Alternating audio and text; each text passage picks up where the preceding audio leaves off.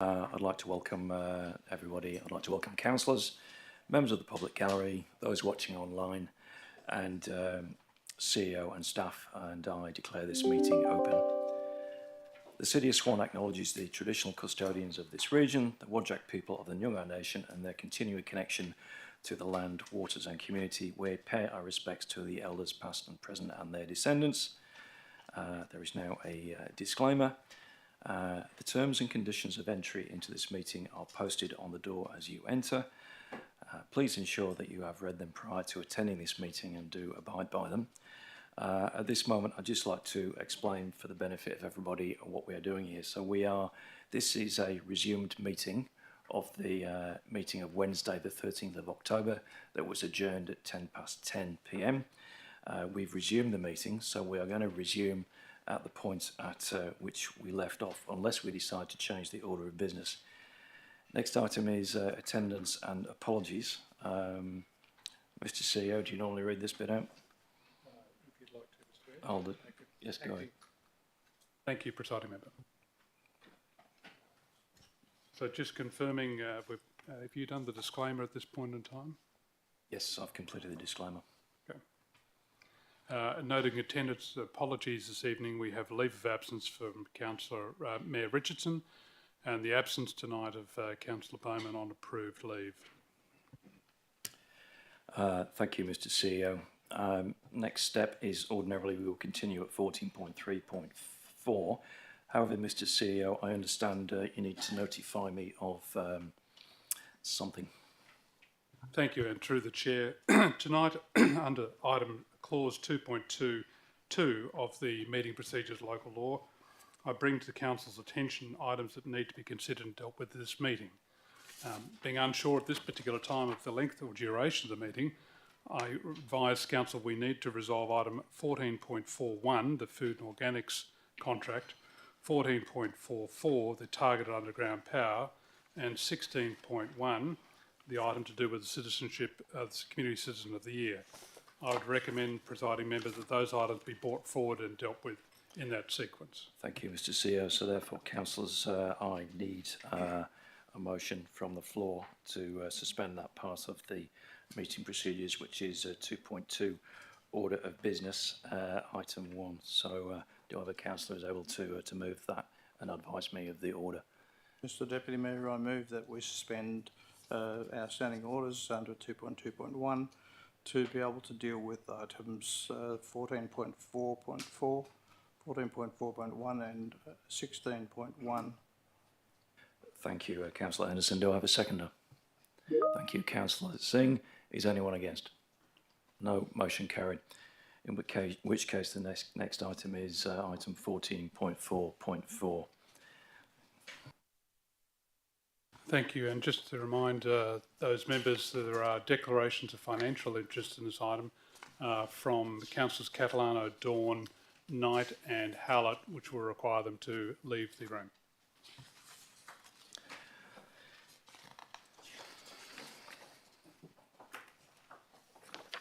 And can we take Councillor Howlett offline?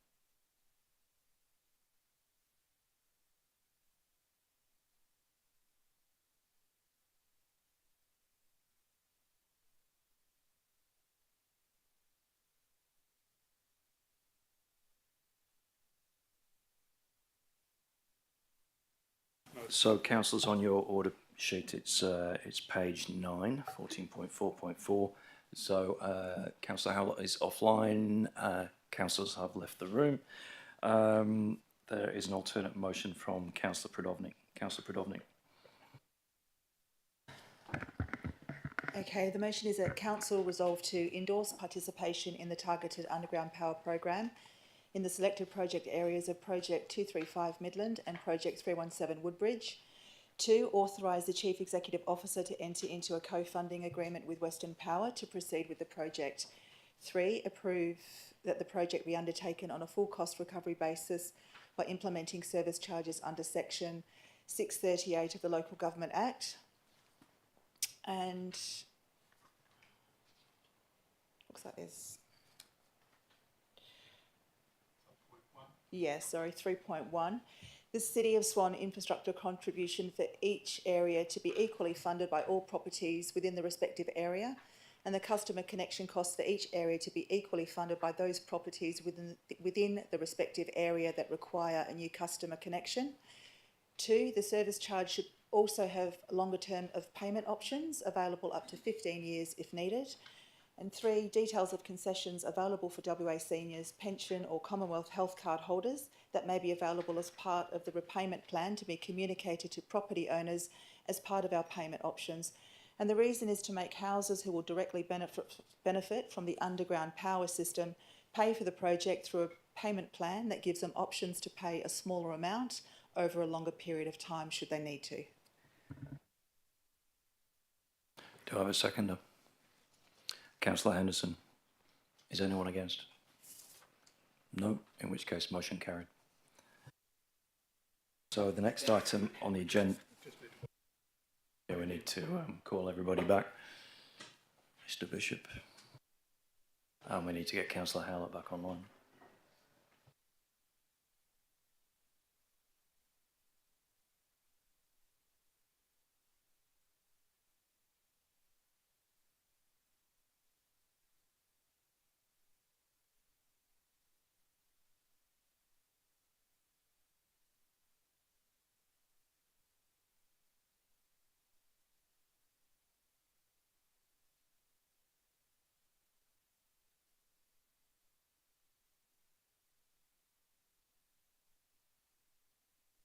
Okay, everybody is back. So we're up to 14.4.1 food organics and garden organics 3-bin curbside collection system rollout.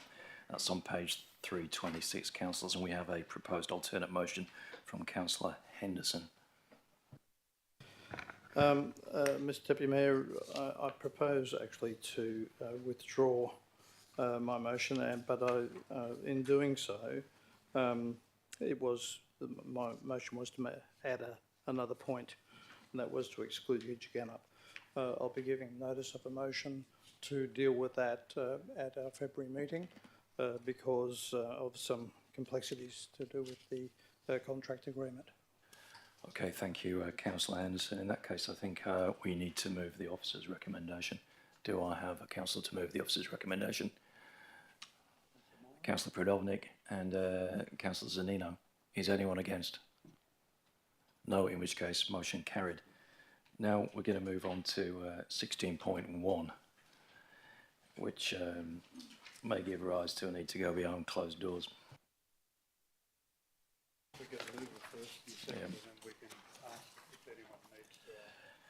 Yeah, so councillors, do I have a mover for the officer's recommendation?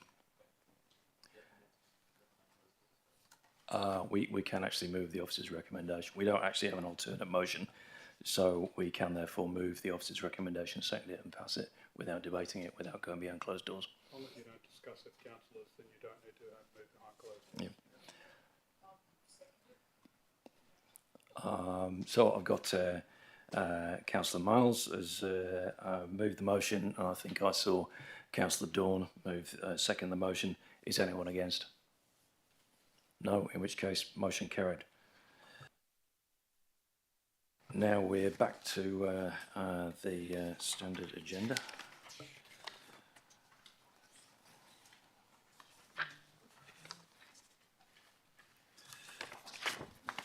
So the next item on the agenda is 14.3.4, proposed Rivermark Area 3 local structure plan, most of lot 9000 Cranwood Crescent, Vivash, Swan-SP/2023/1, and you'll find that on page 169, councillors. And I have a proposed alternate motion from Councillor Howlett.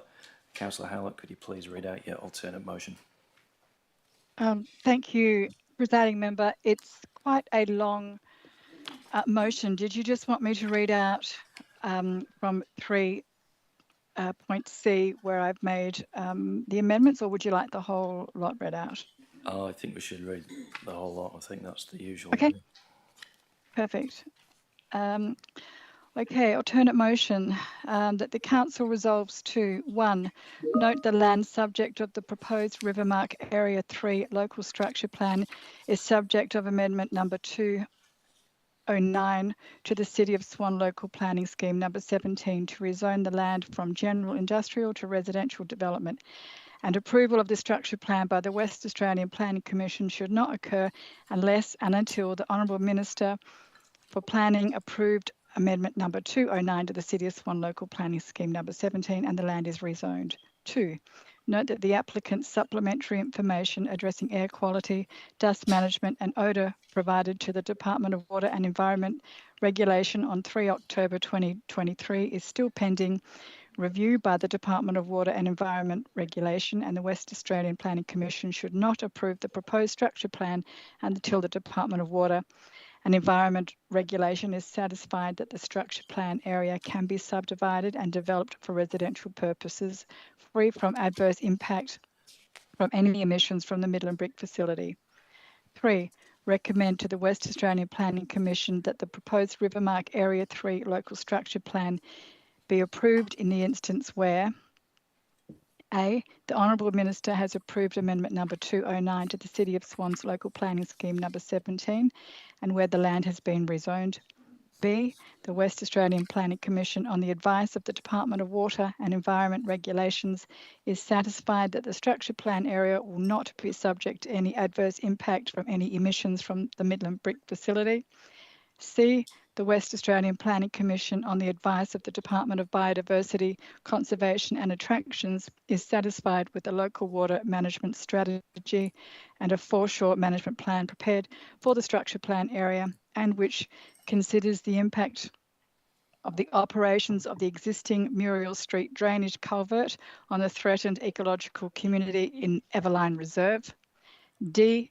The proposed structure plan is further modified to incorporate the existing earth bund and mature trees along the western edge of the structure plan area around within either a public open space corridor or a widened Cranwood Crescent Road Reserve, in addition to the modifications set out in the attached schedule of modifications.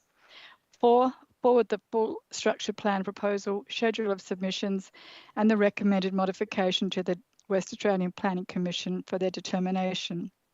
5. Notify the applicant, affected landowner and submitters of council decision. 2. Note the reason for changing the staff recommendation is to ensure that the proposed structure plan responds to the amenity and environmental concerns raised in the public submissions. Thank you, Councillor Howlett. Do I have a seconder? Councillor Dawn. Is anyone against? Councillor Henderson's against. Okay, does anybody wish to debate it? Yes, I'd like to debate it. In which case, Councillor Howlett, can you begin your debate? Yes, I can, thank you. I'll keep it brief.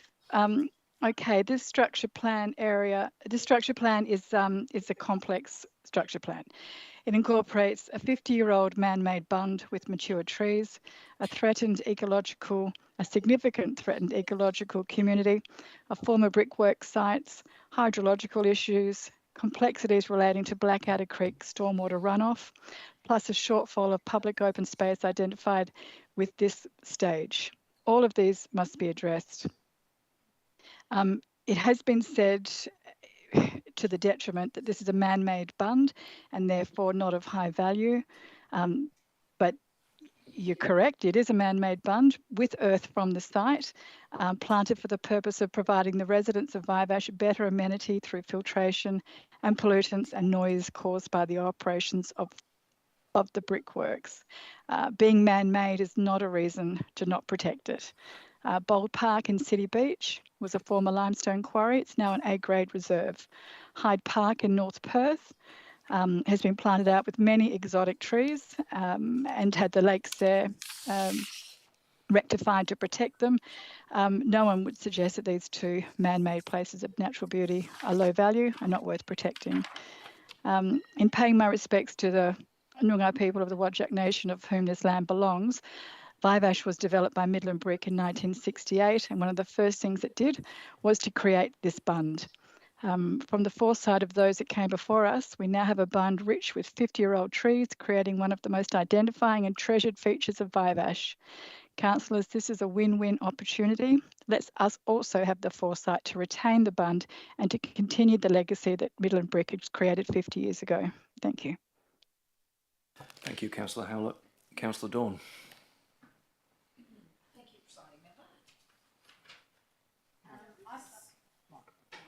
Thanks, Councillor Catalano.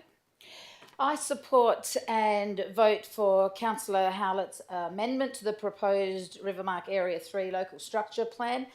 The Cranwood Crescent Vivash Earth Bund is over 50 years old and it's big and it's beautiful. It's a biodiversity asset, the habitat for a threatened ecological community. 56% of bird life require tall canopy, and documented evidence showed significant species of the Swan coastal plain existing within. The brown goshawk, weeble in decline, and the yellow-rumped thornbill, along with the endangered Carnaby black cockatoo. The Earth Bund provides a critical nature corridor for wildlife to access the Swan River Foreshore Reserve. Hesperia Development's website pride themselves on intelligent design, value adding in outcome and environmental conservation and protection of nature species. Their philanthropy endeavours include supporting BirdLife Australia and the Carrican Black Cockatoo Conservation Centre. The Earth Bund needs to be viewed as a selling feature, and it can be retained with creative and sensitive planning. There's a buyer for everything, and the Hesperia marketing team could use the conservation of this biodiversity asset as their greatest selling strategy. What an opportunity for high standard development. Retaining of the Earth Bund will align with one of Hesperia's core values, the pursuit of excellence, holding themselves to the standards of future generations. Profitability need not come at the expense, the loss of huge canopy habitat for much wildlife. Both can coexist. We need to help Hesperia developments not lose sight of their core values. Less profit is still profit.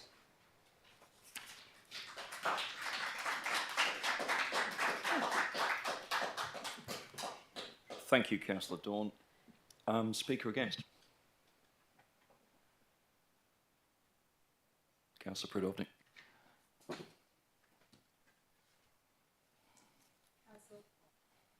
Council, I would ask you to please vote down this motion and support the officer's recommendation.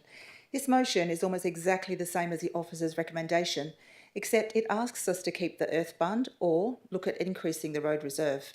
If we keep the Earth Bund in the design, we'll lose around 35% of the development, which includes 50 lots for housing at a time when we have a housing shortage and a rental crisis.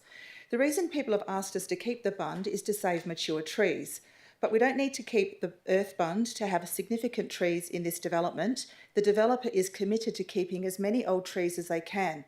They also plan to plant over 2,000 new trees. There's also a lot of trees and native bushland all along the edge of the bund that will be saved and included in the development, and it's not a good idea to turn that section into a road reserve. Creating a road reserve means we need to cut almost 600 square metres off a 1,100 square metre block, literally cutting it in half, but there's no need to reduce the size of a private block of land to keep trees, because the developer plans to save those trees next to the bund and include them on private blocks of land for sale. These trees will be sold with the block and protected so they can't be cut down. Planning controls to protect the trees include a notification on titles that the trees are protected. Whoever buys these blocks will also need to submit a plan, and a plan will need to include the trees on the property before the developer signs off on it as part of the design guidelines. In future, if they sell these blocks, new owners won't be able to cut down any trees because this restriction will stay on the certificate of title. So we don't need to cut down big blocks down to half their size to save trees and put them on a road reserve when people are happy to pay extra for big blocks with trees that will be protected from being cut down on private property by a number of planning controls. And let's keep the city's maintenance costs down. A road reserve will also increase our maintenance costs, and that's not a good outcome for ratepayers. The plan is to make private owners pay for the cost of maintaining the trees on their own property. We don't need to create a road reserve and more costs for the city.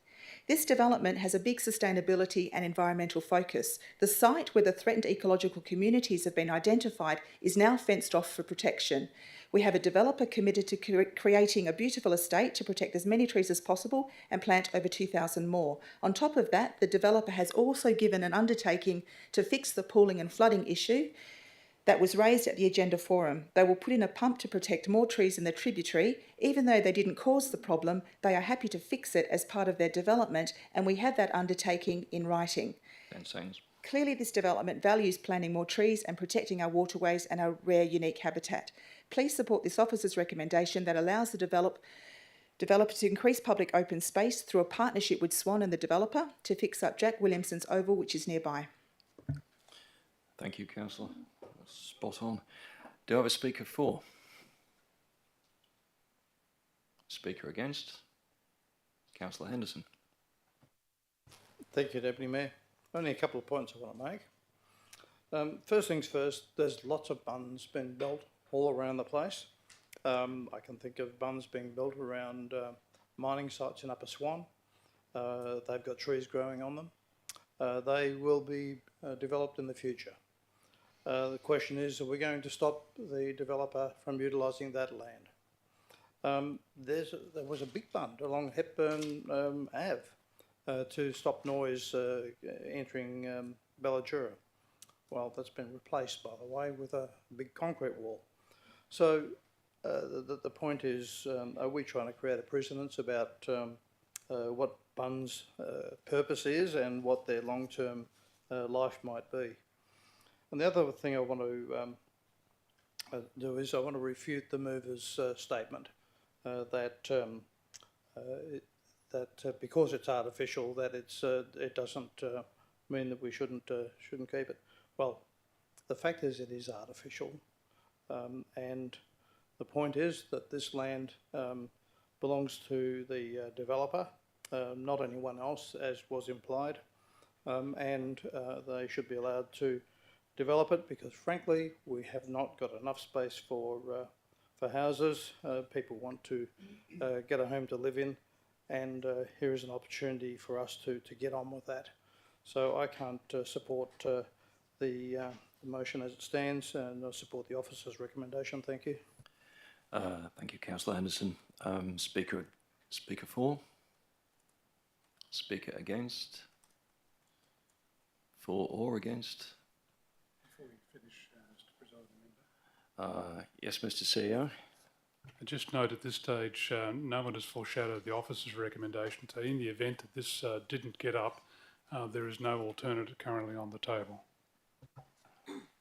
So looks like Councillor McCullough is going to foreshadow. Yeah, please speak. Thank you, Presiding Member, and I will foreshadow the officer's recommendation if this motion isn't successful. Councillors, we have before us a development with a future benefit to community, and that responds to a lot of fairly significant environmental considerations. The community will ultimately have a high quality POS outcome over the broader Rivermark project. To say we have a shortfall at this stage or within stage 3, we may, but in the long term, the public open space and the quality of it and the ability to activate the foreshore and also provide for an upgrade to Jack Williamson Oval provides great community benefit. I think Councillor Predovnik has spoken about the high level of tree retention, and that is significant. There was also some discussions about the potential ponding in Blackadder tributary and how that can be resolved with actions from the developer that are not even their problem to resolve. So I think that is a positive thing as well for our greater community. Councillors, the bunds within this new residential context may be problematic in that future topography. Yes, they served a specific purpose for the brickworks, and that was important.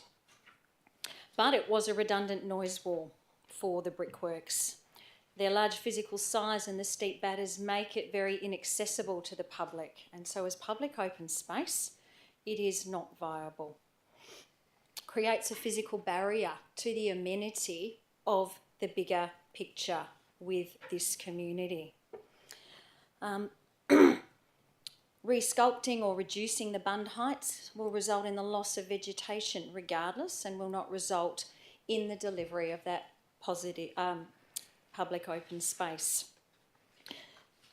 As I alluded to, the maintenance and draining considerations of retaining the bund also raise concerns, and there were discussions with city officers who outlined that the city does not support maintaining the bund for the use as a linear park. As a growing city with such a broad scope of residential right through to rural, and the increasing costs of our maintenance across a 1,050 square metre local government, we have to keep looking at the bigger picture and the context of where we sit with costs to our residents and ratepayers. Now, I am absolutely all for environmental considerations and the 5 protection seconds. of our wildlife, but this bund does not form part of that, and I don't believe it needs to. So please support my foreshadowed officer's recommendation. Thank you, Presiding Officer. Thank you, Councillor McCulloch. Speaker for the motion. Councillor Knight. A question, or a couple of questions. Councillor Brodovnik highlighted trees on private property will be protected. How will that be protected, please? Mr. CEO. Thank you. I'll refer to Mr. Vanderlyn or Mr. Russell, that question. Through Mr. Presiding Member, in the first instance, the structure plan's proposing what they call a local development plan, which will look at those lots, the large R10 lots that are intended to incorporate the vegetation and the mature trees. And that will look at things such as tree retention areas or trees to be retained, where crossovers should go and where the building envelopes should go. There's a further opportunity even at subdivision that might arise out of that to place what we call restrictive covenants on the title of those lots that basically say you can't remove those trees. So they're two instruments that could be effected at subsequent stages to preserve the trees. Thank you, Mr. Russell. Just one more. Councillor McCulloch talked about the public open space and the broad plan, and the elements report refers to figure 15 for this public open space, but I can't find it. Could someone enlighten me, please? Yeah, Mr. Russell. Sorry, Mr. Presiding Member, I'm totally lost. Figure which 15 out of where? I think Councillor Knight can show you, Mr. Russell. I think actually I had this same problem reading the report, and I believe that the structure plan summary itself was not included in the agenda, so therefore the reference to figure 15 is a problem because there's no figure 15 in there. You'd need to actually refer to the summary that was sent around. Perhaps With me, Mr. Russell Mr. can Presiding explain. Member, I'll go to the master documents here in relation to figure 15.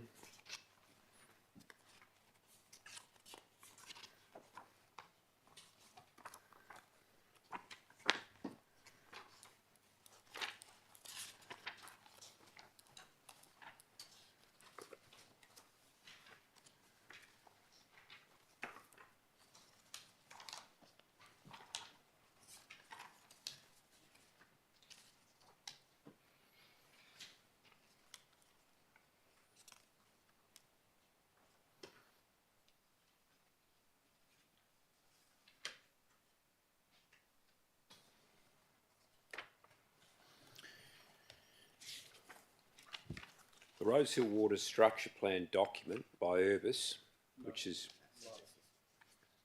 I beg your pardon. I've got the wrong one. Figure 15... figure 15...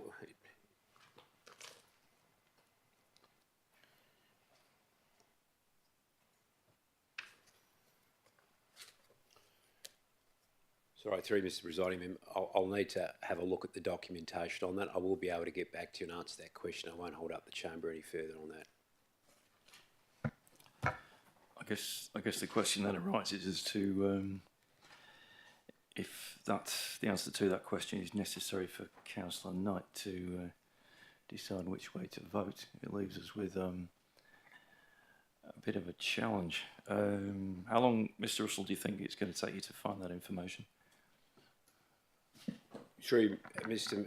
Presiding Member, not long, but I will hasten to guess that figure 15 is often what we will refer to as the POS schedule, which will show itemised elements of public open space and the area. But I think the salient point here is that, as has been pointed out in the Rivermark Structure Plan, if you remove, there was only ever one piece of public open space, which was proposed in the eastern section.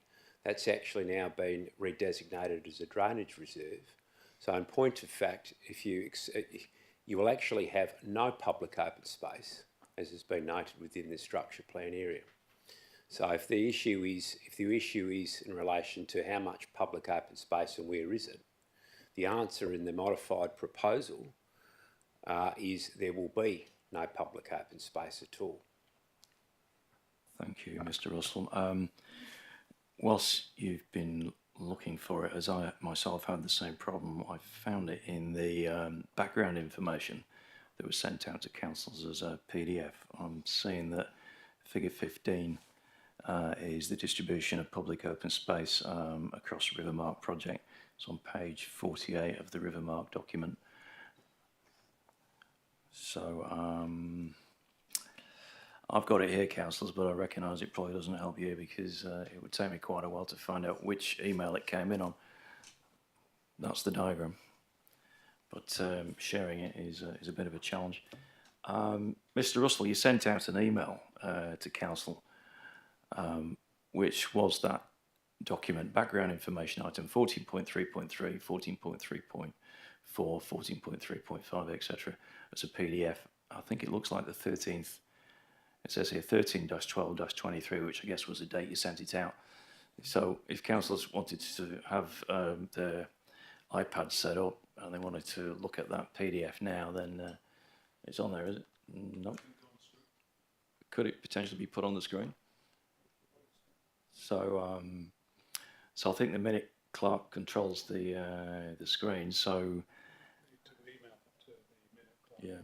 So, Mr. Russell, can you send that email to the minute clerk?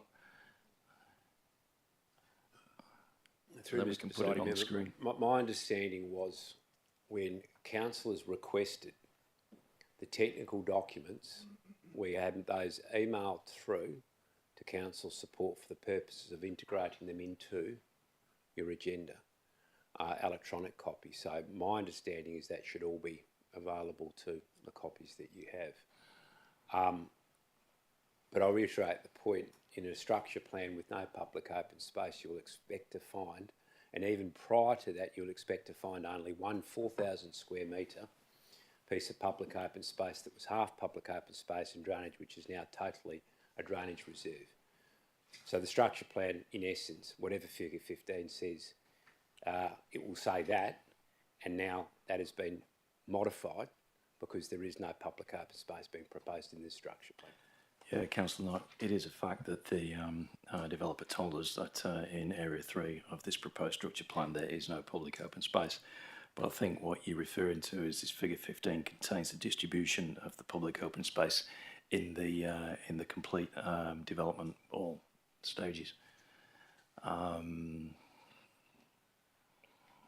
a member of staff can send that background information document to the minute clerk, then we'll have to continue. Councillor Dawn, you've got a question?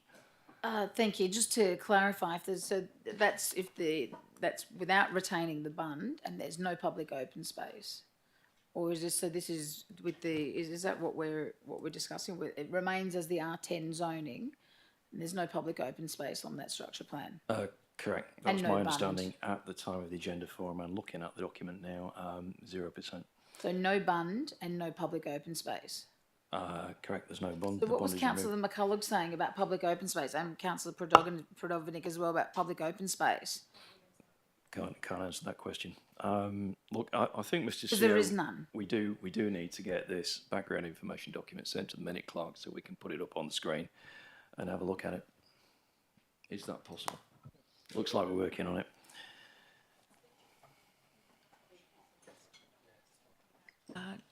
A question through you, Yes, Councillor Prodovnik. Mayor. Can we get planning to respond to the Jack Williamson Oval public open space partnership between Swan and the developer? Yeah, perhaps while so Mr. Russell, while we're looking for the document, could you answer Councillor Prodovnik's question, please? Which could you just repeat that, Councillor? I reference public open space and a partnership between the developer and Swan to remediate a nearby oval which would provide public open space. Mr. Russell. On page 122. Through you, Mr. Presiding Member, I might defer to Mr. Coaten because Mr. Coaten, I think, has been overseeing the agreement with respect to the further to the council resolution with respect to upgrading or the contribution from Rivermark to the Jack Williamson Oval. So if it's questions around that arrangement, it's probably best that Mr. Coaten answer that, Mr. Presiding Member. Mr. Coaten, could you answer that question? Sorry, Mr. Presiding Member, could you repeat the question? Councillor Prodovnik. Through you, Mr. Mayor, can we please have a bit more information about the public open space partnership between Swan and the developer to fix up Jack Williamson Oval, which is nearby? Yes, thank you. Through you, Presiding Member, the agreement has been drafted and is in its final form, and it's about to be signed pending the decision tonight with work to commence in April 2024. Thank you, Mr. Coaten. Question.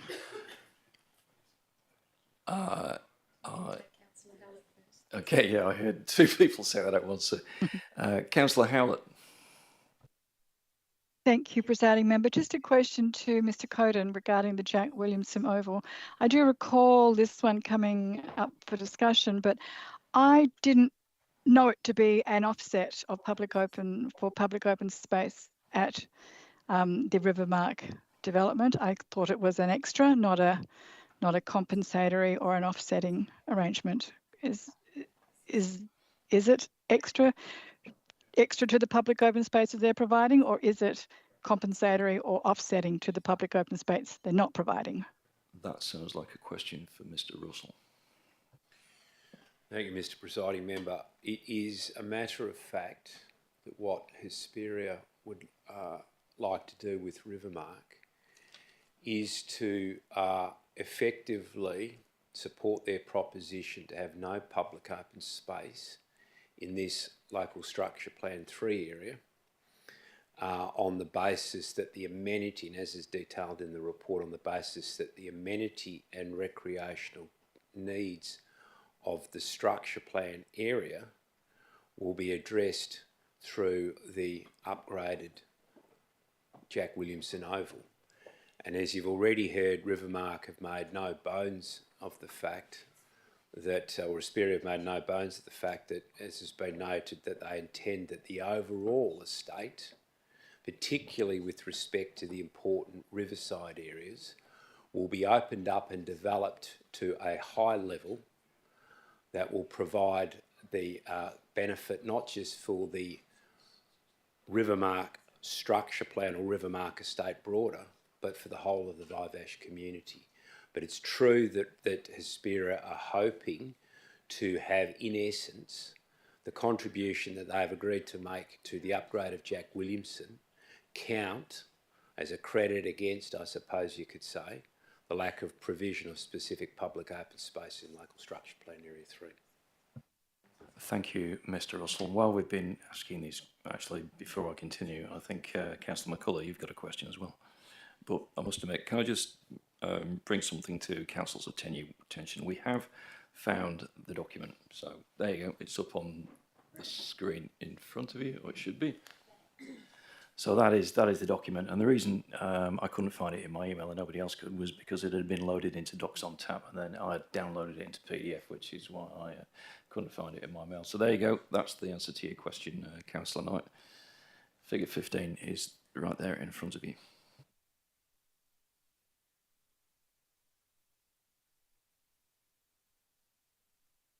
Through the chair, if you're looking for this, councillors, it's in background information on your Docs on Tap on page 72.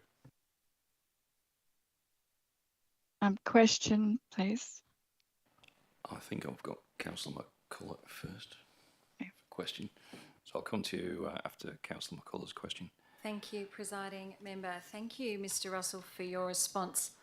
I just wanted to clarify that you can clarify that the public open space requirement has been met over the entire Rivermark development, and we're not just talking about Area 3 in this isolated context. Thank you.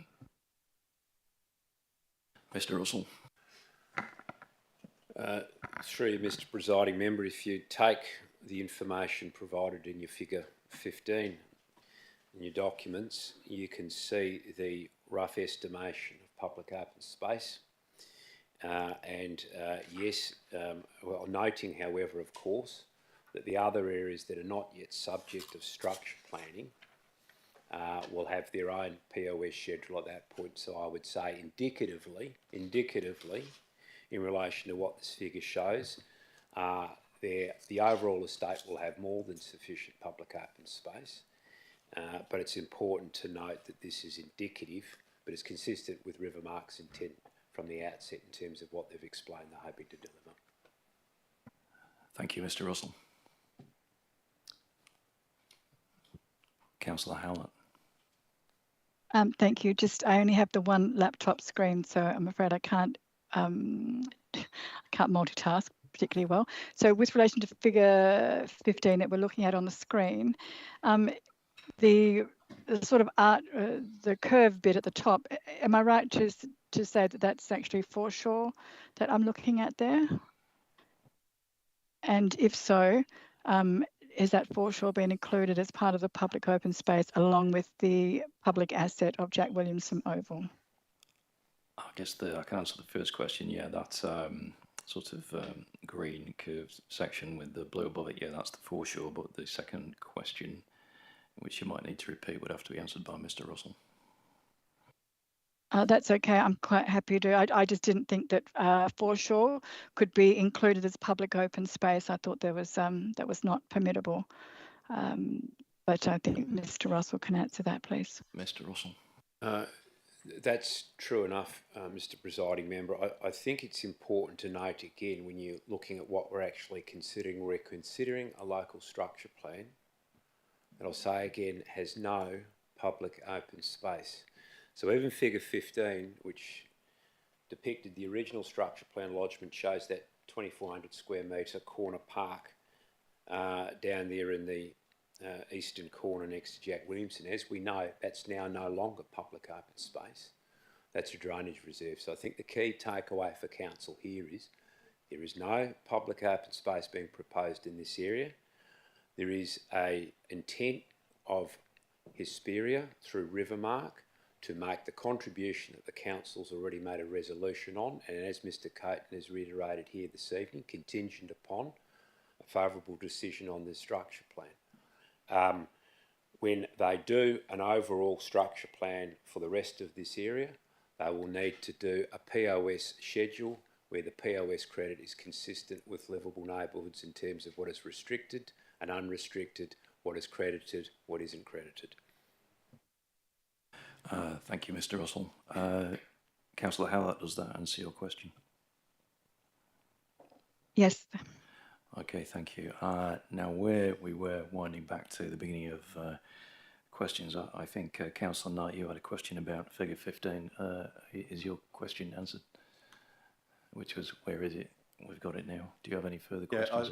Yeah, just perhaps one more question about the tree protection. Where has this taken place before in the city? They're having a covenant on a tree, protecting it on private land. Mr Russell. In short, Mr Mayor, yes, we have. For some extreme situations where it's important to retain trees, we have covenanted trees. Thank you. Councillor Miles. Really quick question. How do we punish residents who knock down the trees that we don't want knocked down? I don't think we're going to punish them, Councillor, but maybe Mr Russell can explain what sanctions might be available. The Magistrates Court for a pursuit of a criminal conviction. Sounds like punishment to me. Councillor Dawn. As there's no public open space, I can't understand why we can't forego R10, making the blocks bigger at R20, and Hesperia can certainly make up money on the other side and retain the bund. I don't know. I can't understand why we can't have more of a creative development and retain the bund and remove R10. Well, the simple answer to that, if I take that as a question, why can't we do that? I think there was a question. It's up to the developer to propose a structure plan. This is what they've proposed. So it's not what we're proposing, it's what they are proposing, and we are basically voting on it. But can't we go back to them and ask them for a better plan? Well, that would have to be an alternate motion. Another alternate motion? In effect, that's what's in front of us. Sarah's got her alternate motion, right? That is what the alternate motion is about, is to retain the I think bond. the alternate motion is a brilliant idea. Well, yeah, we're getting into we're getting a bit off track here, Councillor Dawn. Isn't the alternate motion a great idea? So I think, Councillor Dawn, we need to go back to the meeting procedures now, and where we were before the sequence of questions started, which has been very interesting and enlightening to us all, was I was asking for a speaker for the motion. No, you can't, because you've already spoken. I understand. I'm new at this as well. So, speaker for the motion? No. Speaker against the motion? Speakers for or against? No. In which case, Councillor Howlett, over to you to sum up. Okay, and thank you, councillors, for your questions. They were very interesting. And all right, so my right of reply, yes, Hesperia Rivermark Development proposes to incorporate 167 as yet to be identified mature trees into these larger lots. But councillors, this offers these mature trees no protection and destroys the existing natural wildlife corridor. It is known that the greatest loss to our urban tree canopy is in residential lots where they are no longer protected. We do not have a tree registry. We do not have a tree retention policy. We are not able to protect them. And let's not forget, we're not just talking about the loss of these trees. It's a loss of a community asset that's been valued and revered for a long time. In the words of Greg Moore, an arboriculturist scientist with the University of Melbourne, trees are a public asset. The physical, psychological, community, environmental, spiritual and climatic benefit of trees are multiple and profound. Up to 50 other species of birds, reptiles, mammals, fungi, soil microorganisms all depend on a mature tree. Trees in gardens and streets are essentially viewed as being decorative. They're not thought of as being functional. But the impact of vegetation removal in terms of the urban heat island effect and local temperature is enormous. Councillor Howlett, I've got a point of order from Councillor Henderson. So, Councillor Henderson, your point of order? I don't believe that was raised in debate.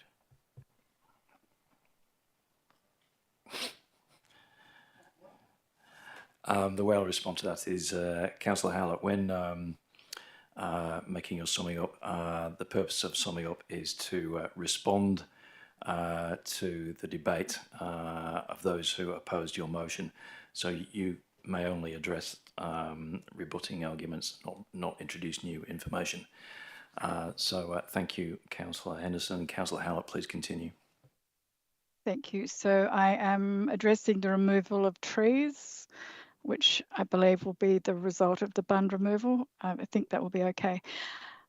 Councillors, people often think that we're only removing a tree or a few trees, but when it happens over and over again, on the scale it has happened in the city of Swan, it continues, the removals have a bigger impact than we realise. Retaining the bund will continue to deliver on the original purpose to protect the residents from the operations and pollutants of the still operating brickworks. It will fill the aspirations of the local elders for the preservation of bushland. It will support the livable neighbourhood policy of the West Australian Planning Commission by protecting environmental attributes and retaining urban canopy. It will support our own city's policies that refer to the protection of biodiversity, natural assets, population growth, and protect the environment. It'll help Hesperia to fulfil its corporate values. Trees have helped to sustain and shape our humanity for hundreds and thousands of years. Essentially, the community want the trees preserved and the bund preserved, not bigger lots with the trees captured in there. I'm urging you councillors to please support the community on this, because once those trees are gone into residential lots, there is no protection for them. Thank you. Thank you, Councillor. I'm now going to put Councillor Howlett's motion to retain the bond to the vote. So all those in favour? So I've got myself, Councillor Catalano, Councillor Dawn, Councillor Singh, Councillor Miles, Councillor Knight. Those against? Oh yeah, and Councillor Howlett, of course. Not used to looking up there. And those against? I've got Councillor McCulloch, Councillor Aringo, Councillor Jones, Councillor Zanino, Councillor Henderson, and Councillor Pridovnik. So the carried 7-6. So the motion is carried.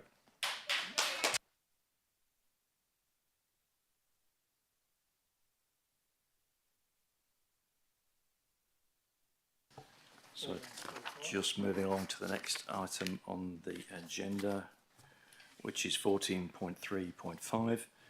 Proposed amendment number 223 to local planning scheme number 17 to modify land uses allowed in precinct number 2 of the Rosehill Water Special Use Zone number 24, parts of lots 200 and 9002 West Parade, South Guildford, local planning scheme 17-223, and you'll find that on page 236, councillors. Councillor Catalano has withdrawn this, so I need first a resolution to adopt the officer's recommendation. Does any councillor wish to move the officer's recommendation? Okay, Councillor Pridovnik. Anybody else? Seconded by Councillor McCulloch. Is anyone against? Yes, Councillor Catalano. Does anybody wish to debate this? Yes, Councillor Catalano wishes to debate. So, Councillor Pridovnik. I reserve my right to reply. Councillor McCulloch.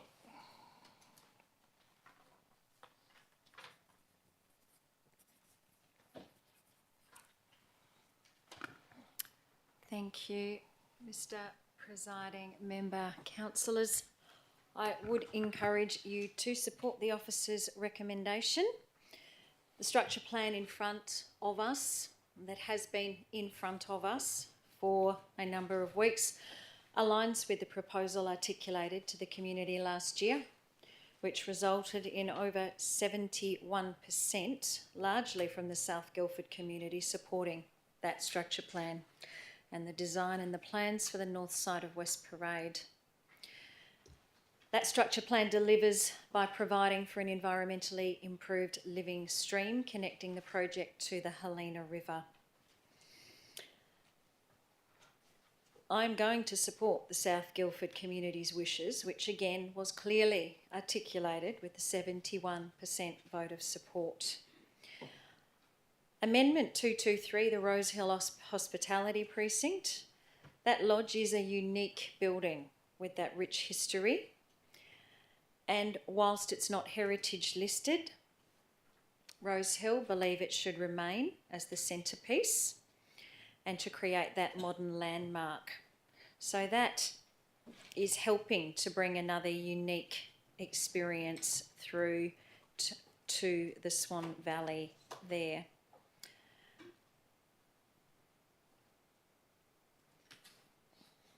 Sorry, councillors, just finding my place. There were some assertions that were made in regards to the developer removing habitat, and that is not the case. Some of those facts are the previous planned traffic bridge had been removed over the creek line to reduce the potential impacts on the fauna in the area. The roundabout on West Parade was included to help slow traffic and help reduce risk to the wildlife.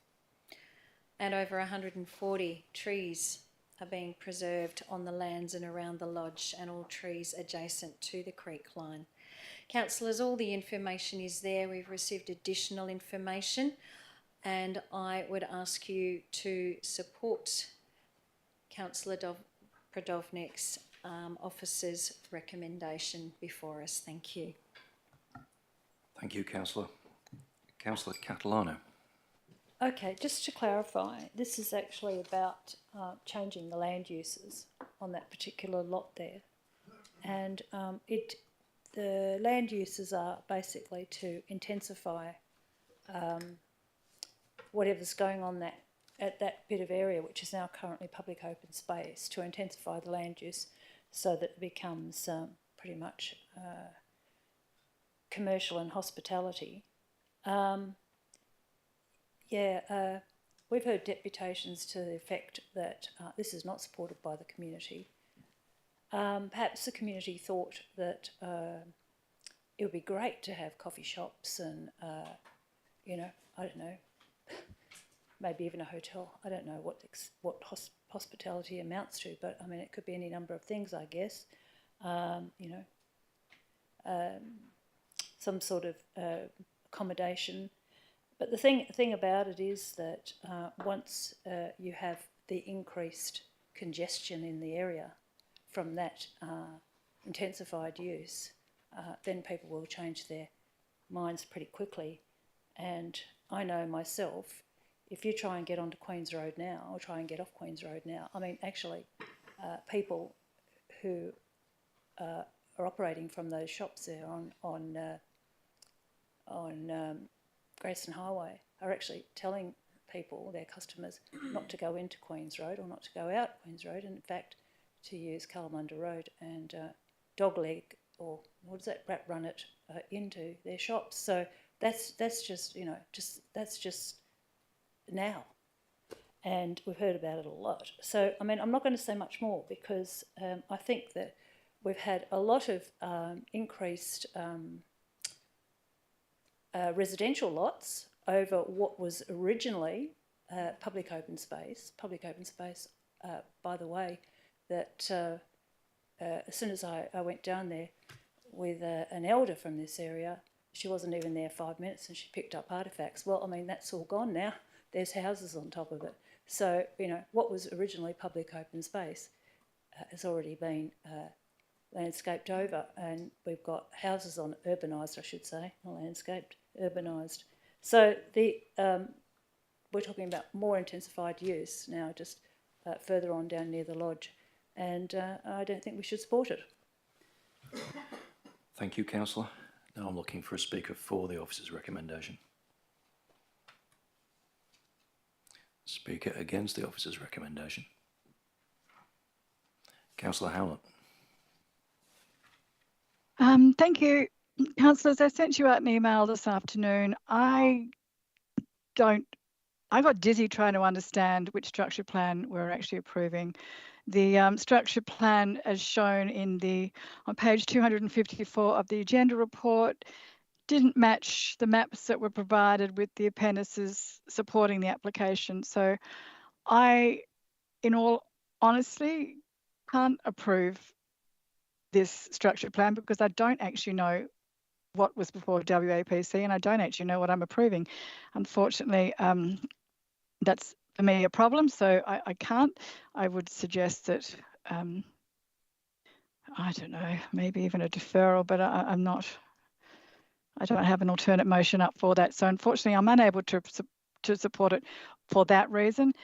But if I was to understand the structure plan and which map I was looking at, because there is a rogue map in there that doesn't really match anything. I can't support the officer's recommendation in the report for the traffic to be suggesting that using Hyman Street and Kidman Avenue as a successful solution to the Queens Road Great Highway intersection is just implausible. That's sending a large amount of traffic potentially down small local roads that are not designed for that. That's going to affect the amenity of those residents, and that's an unfair situation. So for that reason, I won't be supporting it. But for the real reason is I got dizzy trying to understand it. I'm glad that Councillor McCulloch could, because I certainly couldn't. Thank you. Thank you, Councillor. Speaker for the officer's recommendation? Speaker against the officer's recommendation? Can I ask a question? Go ahead, Councillor. If a councillor doesn't understand the matters before them, are they able to vote on that?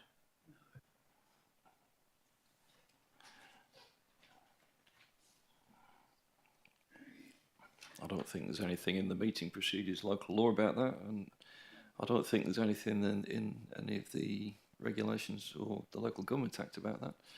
But I think what I heard from Councillor Howlett was that she had read the documents, understands what this is about, but was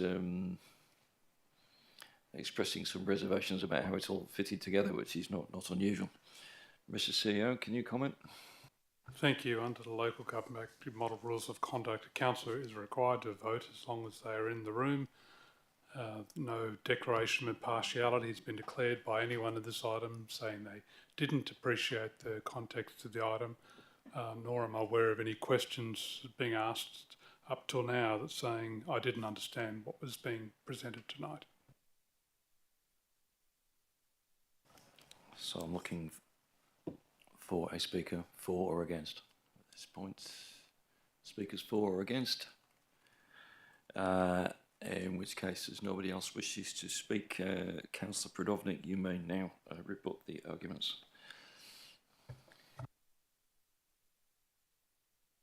All right, I'll keep this brief. The officer's recommendation supports us beginning a standard amendment to our local planning scheme to allow Rosehill Lodge a change of use that better supports hospitality. It's the first step in a process that allows community input at a later stage.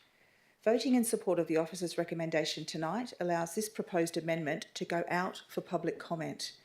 If this proposed change of use intensifies this area and it creates traffic issues, those issues and public comments will come back to council for us to consider at a later date. If people have objections to this change of use, let's consider it after it's been out for public comment and those comments come back to council. But the first step tonight is for council to support the initiation of Amendment 223 in our local planning scheme. Please support the officer's recommendation. Please send this out for public comment. Thank you, Councillor. So I'm now going to put the officer's recommendation to the vote. So all those in favour of the officer's recommendation. I have Councillor McCulloch, I have Councillor Singh, I've got Councillor Jones, I've got Councillor Miles, I've got Councillor Zanino, I've got Councillor Henderson, I've got Councillor Prodovnik. And all those against, I've got myself, I've got Councillor Catalano, Councillor Dawn, Councillor Aringo, and Councillor Knight and Councillor Howlett. So what's that one? 6.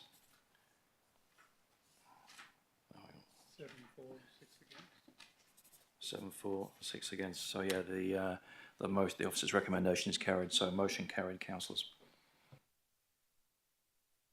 So next item is 14.3.6, amendment number 2 to the Rosehill Water Structure Plan, parts of Lot 82, Lot 200, and Lot 9002, West Parade, South Guildford, Swan, SP-2015/3/B. Page 254 in your agenda, councillors. And Councillor Catalano has withdrawn this to object to it, so therefore I need a resolution to adopt the officer's recommendations. So I need a mover, Councillor Prodovnik, and a seconder, Councillor McCulloch. Is anyone against? Councillor Catalano, do you wish to debate it? Yes. So Councillor Prodovnik. I'll reserve my right to reply. Councillor McCulloch. Thank you, Mr. Presiding Member. Councillors, I did reiterate in my previous debate, you have the information, you have the reports there as well. I did touch base with the planner in regards to Councillor Howlett's email in regards to the map, and he had commented that the plan in that email wasn't the proposed master plan. That came from a report and appendix, and the current master plan is as per what we have been given. So I urge you to support this amendment and look at our bigger picture for the community and what we need to do to ensure our future focus for our residents' wellbeing. Thank you. Thank you, Councillor. Speaker against the officer's recommendation.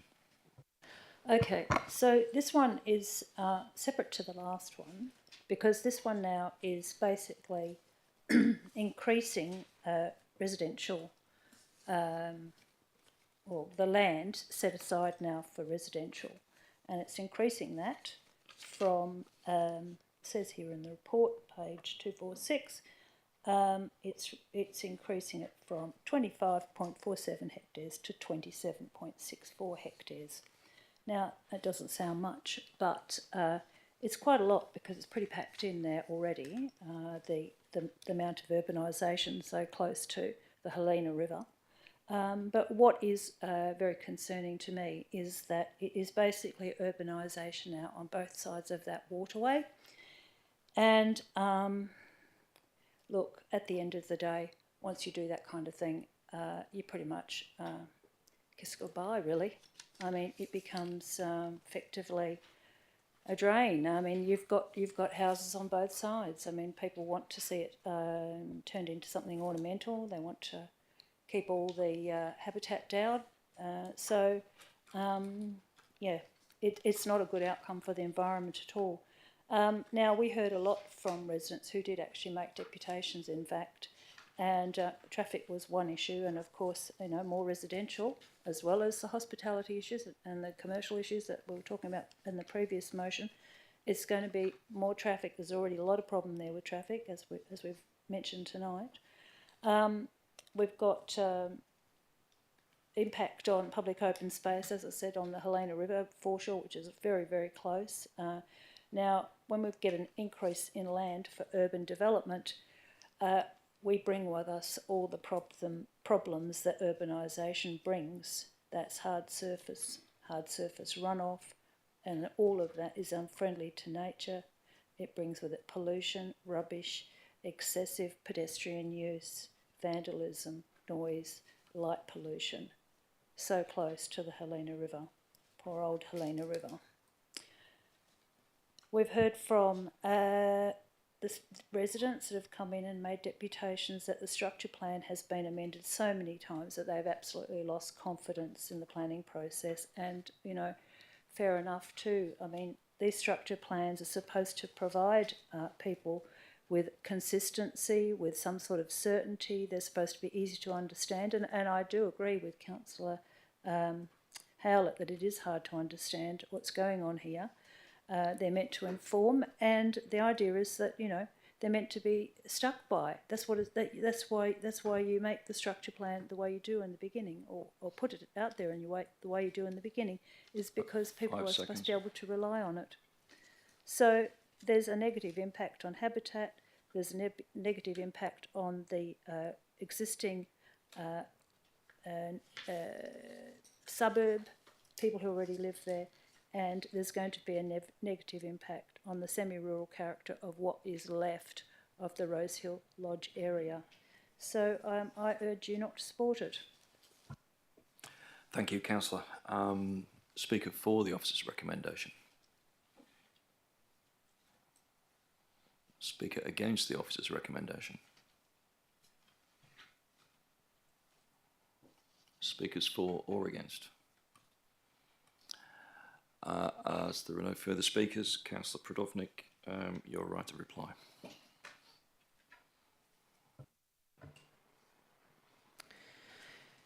Council, tonight we're simply being asked to make a recommendation to the West Australian Planning Commission It's the Planning Commission who will decide whether this structure plan gets approved or not.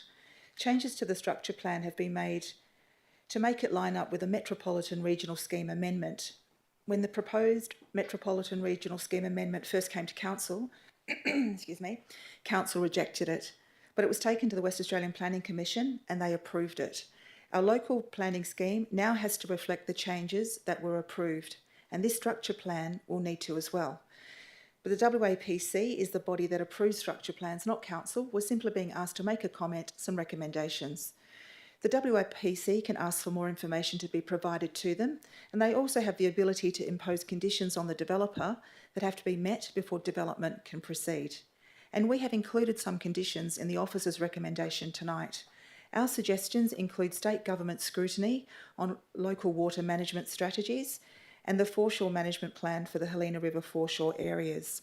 Staff are satisfied with the information that was provided. Please support the officer's recommendation. Thank you, Councillor. I'm now going to put it to the vote. So all those for the officer's recommendation, please raise your hands.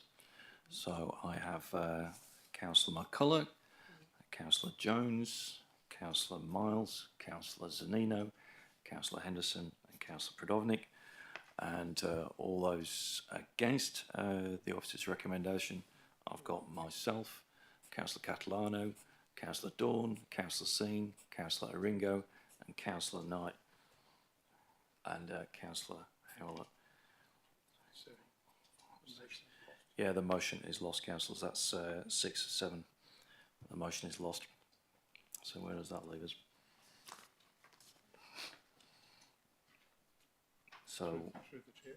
Mr. CEO, please advise us at this Thank point. you, through the chair. Having no alternate motion raised during the debate, the application is deemed to be refused. It still goes to WAPC with no recommendation from council. Thank you, Mr. CEO. So that is that's deemed refused, but with no, as you say, with no further recommendation. Okay, the next item we're moving on to is 14.3.7, which is Movida noise wall, which you can find on page 260 of your agendas, councillors. And I have a proposed alternate motion from Councillor Howlett, which was submitted late, but I'm going to allow it as we have had a lot of emails from the community. So, Councillor Howlett, would you please proceed and read out your alternate motion? Thank you, Presiding Member. So my alternate motion is that the Council resolve to 1. Note the acoustic consultant's findings of the monitoring are inconclusive. 2. Provide a copy of the consultant's reports to the West Australian Planning Commission with a request to consider the inclusion of a requirement into State Planning Policy 5.4, road and rail noise, to address reflective noise in the provision of noise attenuation in the next review of the policy. 3. Request the CEO to investigate suggested treatments to mitigate the continuing negative impacts on the affected community as a result of the noise wall. The report to include the cost and considered effect of each treatment below. A. Installation of textured acoustic cladding on the eastern side of the wall to absorb the noise of the type seen along Roe/Reed Highway between West Swan Road and Daviot. B. Backfill the eastern side of the wall with fill/sand to absorb the noise. C. Write to the state government and WAGR requesting that freight train movements slow to a maximum speed of 40 kilometres per hour, currently 60/70 kilometres per hour, when through this section of the line. D. Planting of suitable sized native plants along Blackadder Road to absorb the noise. 4. Request this report be made available to Council prior to the construction of the further extension of the noise wall to allow Council to determine the best course of noise reduction treatment for inclusion on the existing noise wall and further extension of the noise wall. Reason: the community have identified several options to mitigate the noise that is negatively affecting them through these suggested treatments. It is important to address these options. Are investigated with urgency so they can be incorporated into the future noise wall extension, as the impacts are ongoing issue that won't go away on its own. Thank you, Councillor. Do I have a seconder? Councillor Pridovnik. Before we continue, I just want to ask councillors if they've had time to read the officer comment, as this motion was submitted late. I'm aware that not all councillors may have read it. Has everybody read it? Page, you have anybody not read it? Everyone's confident they can continue? Okay, in that case, is anybody against? Councillor Anderson. Does anybody wish to debate it? Yes. Yes. In which case, Councillor Howlett, please start the debate. Thank you. We have a problem. Under the State Planning Policy 5.4, which is SPP 5.4, road and rail noise, existing residents are not considered. The policy considers new residences only. Yet we do have a very real problem in many existing residences that was created by this construction of the noise wall. The objectives of the SPP 5.4 are to protect the community from unreasonable levels of transport noise, protect strategic and other significant freight transport corridors from incompatible urban encroachment, ensure transport infrastructure and land use can mutually exist within urban corridors, ensure the noise impacts are addressed as early as possible in the planning process, and encourage the best practice noise mitigation design and construction standards. The report that we received stated that A, based on the algorithms, the reflective noise would account for no more than 2 decibels increase and therefore would be barely noticeable, but it is. B, that the report does not support either of these 2 algorithms, but demonstrates that reflected noise may be occurring. However, the magnitude of the reflective noise is unknown. There are some wide variations and disparity between the 2 algorithms used. With these variations noted, what is clearly shown is there has been an increase in the noise at the measured properties between no wall and with wall. The report suggests repeating the monitoring at locations 1 and 5 once the rest of the noise wall has been constructed. Whilst that might be useful for data collection and further impact noise studies, it will not address the impact that this noise wall is currently having and may continue to have when the further construction is completed. I'm most definitely not a sound expert, and in no way am I skilled at understanding the science of sound and sound waves, but I have read the report and I have listened to the community, and in supporting my motion tonight, councillors, we are assisting to investigate solutions to a very real problem affecting the lives and the amenity of people in their homes. 141 people in existing homes have been affected. We would also be contributing to preventing the same problem repeating in the future by suggesting to WAPC that they work with WAGR, the railways, to include consideration for existing residents with the policy SPP 5.4. Not many other councils, I believe, would have a freight train running through urban development corridors. So it's likely that this is going to be a unique problem for our little city, but we mustn't ignore the fact that it is a real problem for 141 residents of residents to the eastern side of the wall. So please support my motion. Thank you. Thank you, Councillor. Councillor Pridovnik. I've got nothing more to add. That was well said. Okay, thank you. Councillor, in that case, is Speaker against? Councillor Henderson. Just briefly to cover the points raised. First things first, the rail line was there before the development. Yes, it would appear as though there's been some further impact on the residents. I just want to make a point about treatments on walls. There's a number of walls that have had treatments put on them. Only maybe a year or 2 years old, and already they're falling off. Already they're costing us in maintenance costs, the issue you will face is these things are glued on a wall. They become a vandal problem, and again we end up with a cost. I do think we do have a report before us. The officer's comment, in fact, is quite detailed. Basically it says it's going to cost a lot of money. Should something like this be required. Point I'll make is this not a state government problem? They have a lease with the rail operator. Is it not the rail operator? Yes, I know we're asking for a report, but as I said, I think the staff have outlined quite clearly that if this problem were to become our problem, then all of the ratepayers of the City of Swan would find themselves with a big bill. So I think really we should be concentrating on how we approach the state and how they might deal with this. And I understand the community are very concerned about the noise, and noise it can be quite debilitating.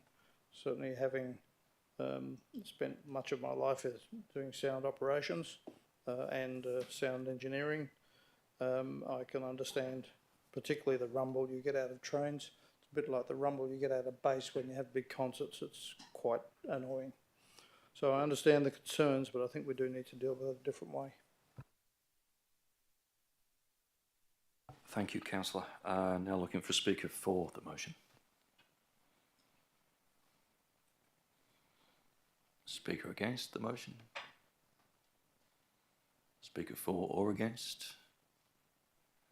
No more speakers, so Councillor Howlett, please rebut the speaker's... yes, the right reply. Please rebut the speaker's comments. No, thank you. That's all good. Councillor Henderson raised some interesting points, and I think that would be great if they could be included. I would expect them to be included in such a report into the viability and the of these potential mitigating options. It is an unfortunate situation, but it's a real situation, and I just don't think we can turn our back on 141 of our ratepayers and say, sorry, not our problem, because actually it is our problem. They belong. These people are ratepayers in our city. So yes, please support my motion. It's to investigate options. Obviously, we want to take the most inexpensive and the most effective option, I would have thought, but we won't know what that is unless we go and have a look. Thank you. Thank you, Councillor Howlett. I'm going to put it to the vote. So all those in favour of Councillor Howlett's alternate motion, please raise your hands. Right, so I've got myself, Councillor Catalano, Councillor Dawn, Councillor Singh, Councillor Aringo, Councillor Jones, Councillor Miles, Councillor Knight and Councillor Prodovnik. So it looks like it's carried, and those against are... So I've got Councillor Howlett for Councillor Howlett, yes. Sorry. Those against are Councillor McCulloch, Councillor Zanino and Councillor Henderson. So I've got, that's 10-3, so motion carried. Thank you.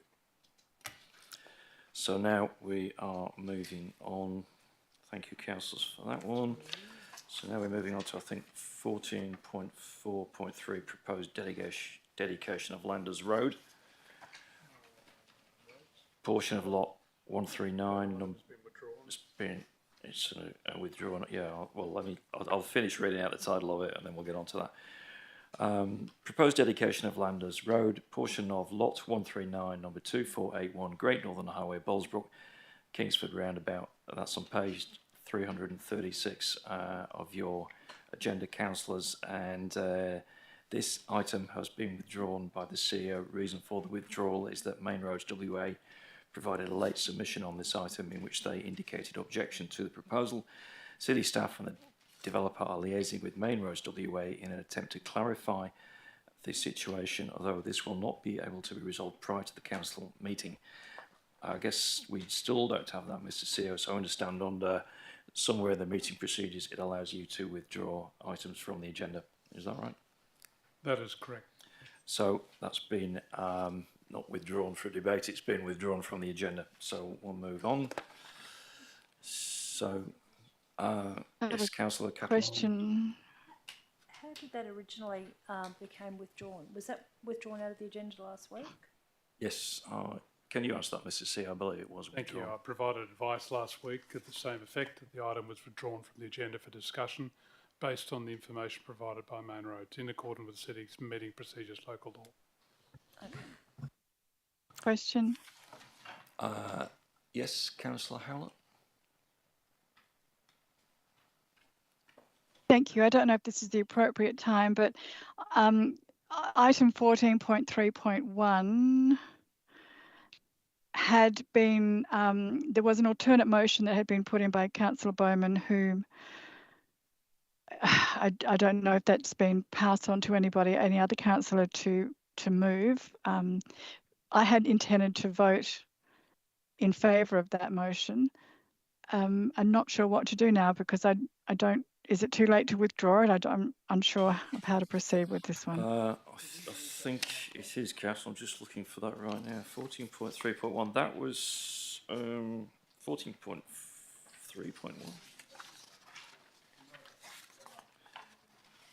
Can you give me the name of it? We have already dealt with it. That was the refusal of road out last week. So it's last week. Okay. There Yeah, you go. I- That's I great news. couldn't Thank you. find it on the Sorry. agenda paper. That's why we've already dealt with it. So Good, the apologies. procedure for dealing with that, Councillor, is a way of dealing with it. It would be quite complex. It would have to be in meeting revocation, and then proceed to it. But as it's Councillor Bowman's alternative motion, and we have already dealt with that item, I don't think that's the way to go. So where are we now then? So 15.1. Okay, right. So where we're at now, councillors, is we are at motions of which previous notice has been given. We've got 15.1. Councillor Bowman amend fees and charges for sporting clubs in lieu of the city's annual calendar. Now, as Councillor Bowman is not present, unless Councillor Bowman has given permission to another councillor to move his motion, then it lapses. Does anybody have such permission? Councillor Anderson. Thank you, Deputy Mayor. Councillor Bowman did give me the ability to move this in his stead in writing Okay. to the, I think to the CEO and to staff. Thank you, Councillor. In that case, can you go ahead and read out Councillor Bowman's motion? Thank you. Councillor Bowman submitted the following notice of motion. 1. Amend the adopted fees and charges by removing the current charges for all junior sport players' fees, with the offset loss of revenue being funded by the city ceasing, should I say, to produce the calendar. And the reason he gave was Australia is in the grip of a social crisis right now, with the cost of living, utilities, groceries and everyday essentials rising disproportionately to wage growth. The average household budget is being stretched to breaking point for thousands of City of Swan families. There is the ability to reduce some of our current fees and charges by offsetting the loss of revenue with a reduction in non-essential expenditure. Thank you, Councillor. Do I have a seconder? Councillor Knight. Is anyone against? Councillor. I'm against. Does anybody want to debate it? Yes, okay. In which case, Councillor Henderson, go ahead. So, briefly, councillors, as you're probably well aware, I've been saying that we should stop at the expenditure of an annual calendar for some years now, and Councillor Bowman has come in with an opportunity to be able to deal with this and to be able to get a benefit to our sporting youth. There are a number of reasons why the calendar should be stopped, in my opinion, and that is, I think, these days just about everyone has a calendar in this. Certainly some seniors like to utilise a calendar and to write on it. I get all that. One thing I will note though, I pulled up a pile of calendars from 2015. Yeah, I've collected them all.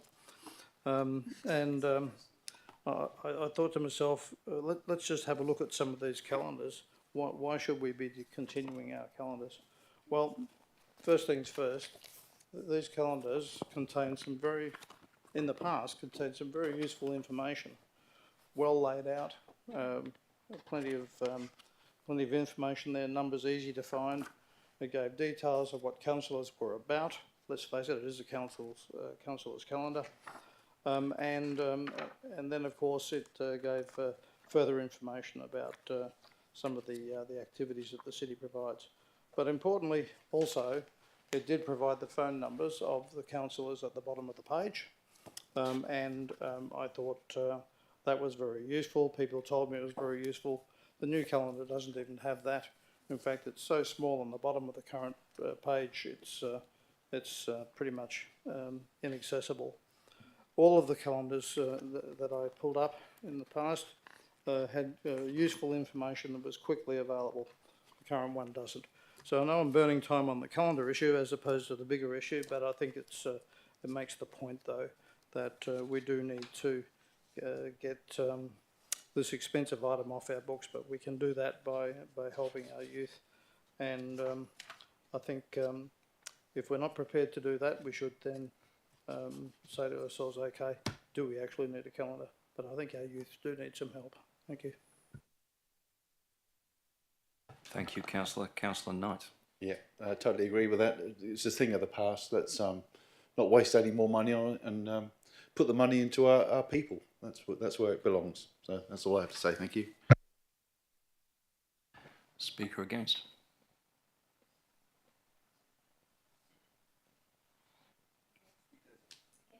Speaker against. Okay, Speaker. Oh, Councillor McCullough. I didn't see you there. Sorry, Mr. Presiding Member.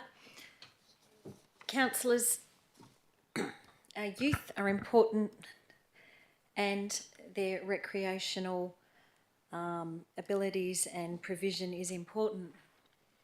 On the other hand, we have a generation or a couple of generations of our residents who have worked hard and they're not completely digitally literate. I'm having trouble with my words tonight. I think maybe, to put it, this is a little bit of a case of robbing Peter to pay Paul.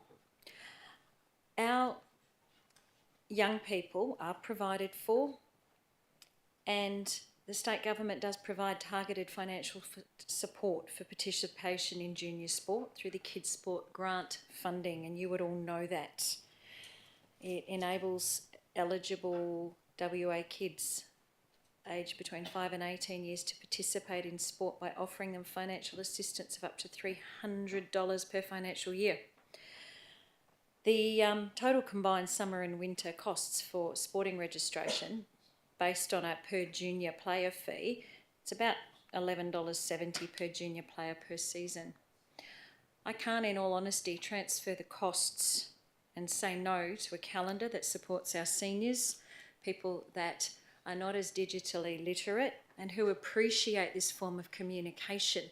It is in fact still very much a reality, and in possibly a decade that landscape will have possibly changed considerably, and there may be no need for a calendar, but the goodwill, the health and well-being, the empowerment and equipping of local artists, businesses, as we have seen, and Councillor Henderson pointed out a lot of valid points and great things about the calendar. Yes, I'm sure there are tweaks and improvements that we can make to make sure that it is reaching the greatest number of people. So I look forward to maybe those conversations. We have a lot of residents through Pierce Ward. I have spoken to residents at Parkland Villas, the Pines, Willowbrook Lifestyle Village, and I visit those groups very regularly. They love the calendar. They see it as a great source of communication, and the content in regards to even this year with the artists and the city content is really important. So I urge you to not support this, and for us to, at this stage, continue with this valuable calendar as a hard copy city asset that benefits a great range of our residents, and ensure that it is maintained so that we can provide for those residents. Thank you. Thank you, councillor. Now I'm looking for a speaker for the motion. I have a quick question, presiding member. Can I move a foreshadowed motion when I go to speak, or no? What you need to do is, I believe, enter into debate and then speak for or against, and you can foreshadow. That's a good point. I could ask the CEO. Good question, Mr. CEO. Don't think I've come across this before.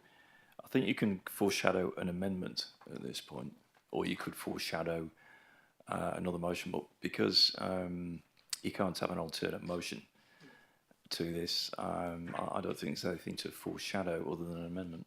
But in which case, you need to do your amendment now. Is that right, Mr. CEO?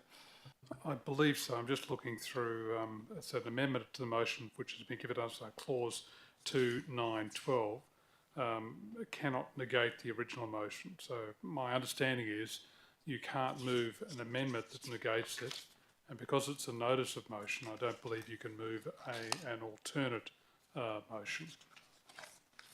Yeah, I think that's right. I can't think of a circumstance in which foreshadowing would be possible here. So your options are to speak for or against, or to amend it in some way. But this would be quite challenging to amend. Thank you. So I think I was looking for a speaker for the motion. Speaker against the motion. Councillor Ringo. Thank you, presiding member. Councillors, I think we can remember very well at the Midland Art Junction Centre where we actually went, and it was the launching of these beautiful calendars where we got a chance to meet some of the Noongar artists that their artwork was features on this year's calendar. I disagree with Councillor Bowman's motion. I don't think these calendars should be stopped at all, because I can't speak for everyone's ward, but I do definitely agree with my fellow ward councillor that in Pearce, it's a hot commodity for us in there. People love it, and it's not just the elderlies. My parents love it. I have 3 calendars at home that I actually do use for my own personal use, and my little sister as well. So look, the artwork itself represents who we are as a city. It represents, I think the saying for the city is a diversity. And I think when we look at the calendar and the artwork that's in there, it speaks a lot of volume in terms of diversity. It's a good representation of what kind of city we have and what kind of council we have. So I do really hope that we keep the calendar. Thank you. Thank you, councillor. Is anybody for the motion? Thank you, Mr. CEO. Okay, speaker for the motion. Speaker against the motion. Councillor Miles. Thank you, presiding member. Just like to quickly say I thank Councillor Bowman for raising this motion and Councillor Henderson for moving it for him. I think the intentions were pure, but as outlined in the officer's report, the state government does have a really big part to play in this, and perhaps we should be advocating to them to increase the funding for local sporting groups and participation of their players. I've heard from some of the staff who do the calendar, and I think they're very proud of organising that project and obviously facilitating these amazing artists that Councillor Ringo mentioned. We got to elevate their work to a massive audience through the city of Swan. I remember when I was younger, not that long ago, before I was on council, the things that people understand about our local government is, they do the library, and have you got your calendar on the wall? And I understand that it's taken different forms, as Councillor Henderson has mentioned, different kind of service provisions in there and information, different art, photography. And I think that's a really beautiful thing about this, is a communication tool for local residents. I think it'd be great if we just let the staff do their job and work out how to, improve the efficiency and the costs of producing this item. But ultimately, not everyone is online and digital and doing newsletters, you know, through the emails. So it'd be really great to support different communities who aren't completely and 100% connected to the internet to get their information and to have something physical from their local government that they pay thousands of dollars in rates to. So I think it'd be fair to not support this motion for the benefit of the whole cultural impact the city provides. So thank you. Thank you, Councillor. Speaker for the motion? Looks like a question. Councillor Dawn. Have you got a question then?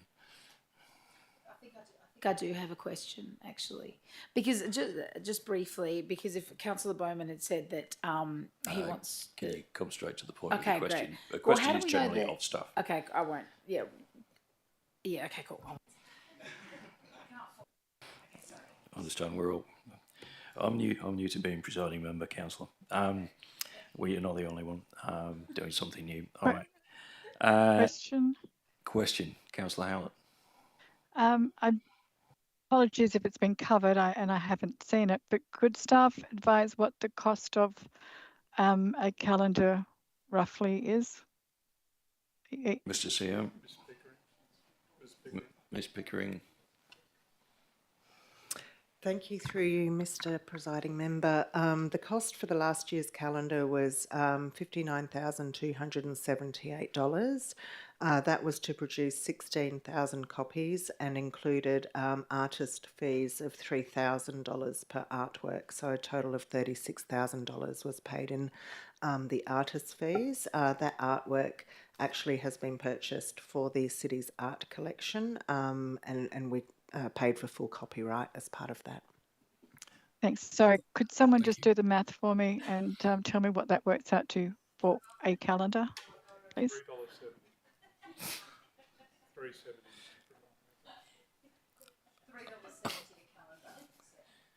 $3.70 a calendar. I am advised by lots of people here. Okay, thank you very much. Any more questions, Councillor Howlett? Councillor Knight, question. Just a question to staff. How many last year's calendars are still in boxes that haven't been given out? Ms. Pickering. Thank you through you, Mr. Presiding Member. I understand that all of the calendars were given out last year in the first run.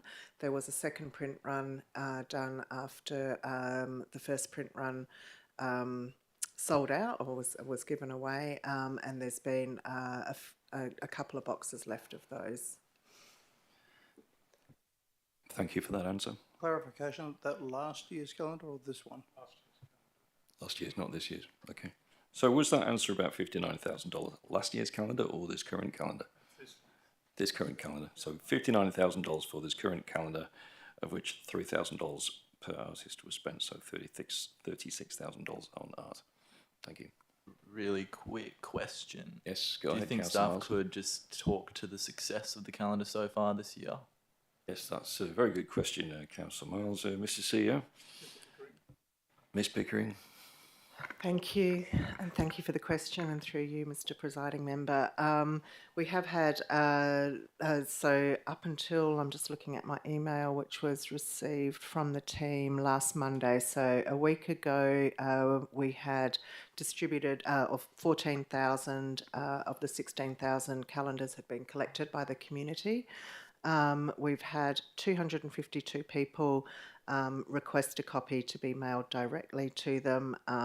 We've restocked the visitor centre 3 times now, the Swan Valley Visitor Centre, and we have a wait list.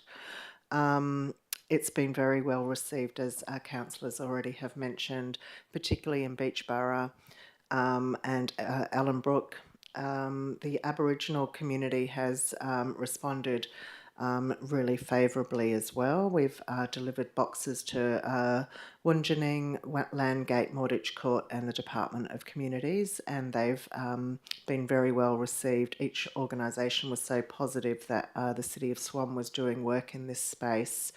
Our social media posts received have had overwhelming positive engagement. So we've had 92% positive comments and only 8% negative comments. And we've had 100% positive reactions. So they're the emojis like the hearts and the thumbs up, and 0 negative reactions. So I could go on. Thank you. Thank you, Ms. Bricker, and that was very great commendation for the calendar. So I think we're looking for speaker for the motion. Speakers for or against? Looks like Councillor Prodovnik. Yeah, go against. All right. Speakers against the motion, please. Councillor Prodovnik. Can I just got a question? I wanted to foreshadow a motion that I had lodged that was going to be in the February agenda, which was to cut the cost down from 60,000 to 35. It was sent to you. I can foreshadow that, can't I, in this? In February, as a notice of motion. Yeah, that's fine. Right, I would ask Council to vote against this motion, and I foreshadow a motion I'll bring to Council in February to cut down the cost of the calendar from 60,000 a year to 35,000 and trial new ways of making it available to ratepayers with information they are asking us to include. But for now, let's put the calendar into context. The city's annual budget is $265 million. Our rates pull in $148 million. Operating costs are $209 million. If we want to make real savings, cutting a $60,000 expense isn't going to give anyone real rate relief. If we want to financially help our sporting clubs, this motion misses the mark because there's no guarantee the money we give the clubs will be passed directly on to families, particularly when sporting clubs need all the money they can get. This motion also seeks to support families and sporting clubs who are already getting state government subsidies, whereas the community feedback I got from my Facebook post shows people wanted the money spent more broadly on every suburb in a range of practical ways. I did a straw poll on Facebook. It drew 953 comments. The vast majority of people, 509, who commented didn't vote either yes or no. Many went on tangents, it is Facebook, as part of a community discussion, and many provided suggestions on how we could keep the calendar and trial new ways of making it available to people that would cut production costs. There was also a lot of suggestions about the type of information they wanted in the calendar that we are currently missing. Of those who did vote, 164 people voted yes, 280 voted no, that's 116 people more, but almost twice as many people liked the calendar on the Swan's social media stats. That got 409 positive reactions. Obviously, a lot of the supporters who want to keep the calendar are not on Facebook. The feedback from my Facebook post, however, has been helpful. Overwhelmingly, people who have opposed it have asked us to review our spending priorities, to spend more money on cutting verges, fixing footpaths and providing more shade in playgrounds. But we need to do more than cut the calendar to accommodate these requests. We can absolutely review our spending during our budget workshops next year, and I'm sure every councillor here tonight will support that. If we want to find real savings, cutting the calendar will have no impact on reducing people's rates bills. Instead, we can do an audit of our operating expenditure to find real savings. We can also have a look at our tendering process. We can save more on just one large tender than the whole calendar budget. And we can do this as part of our budget workshops. People said they wanted more information included in the calendar, and we have an opportunity to use the free calendar as an important communication tool. We can better use the calendar to promote local sporting and community organisations and local City of Swan initiatives that benefit ratepayers. We can do a lot more with this calendar. So I'd ask Council to keep the calendar but cut the costs and trial a new distribution method and improve its content so it becomes a valuable resource for people. Please vote down this motion and let's have a thoughtful, considered, well-researched discussion during our budget workshops on what can be done to reduce spending without sacrificing what many people are telling us they still want to keep. Thank you, Councillor. Speaker for the motion. Speaker against the motion. Councillor Singh. That's for the regional motions, or? Are you speaking for or against the motion? I'm against for the Councillor Bowman motions, yep. Okay, if you want to speak to it, go ahead. You've got 3 minutes. Yeah, thank you, presiding member.